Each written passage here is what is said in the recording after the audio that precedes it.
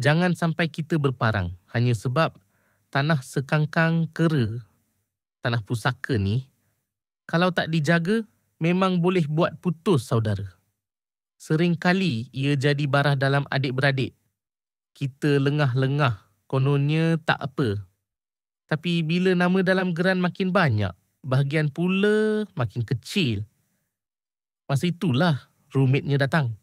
Janganlah kita berbalah hanya kerana sekangkang kera. Saya ada beberapa cadangan untuk selesaikan masalah ni. Pertama, lantiklah seorang wakil kuasa atau PA yang jujur di kalangan kita. Biar seorang saja yang urus urusan pejabat, tapi kuasanya kita hadkan supaya tak ada isu salah guna kuasa di kemudian hari. Kedua, kalau rasa susah sangat nak bahagi sebab tanah tu kecil, juallah bahagian masing-masing kepada waris yang lebih mampu.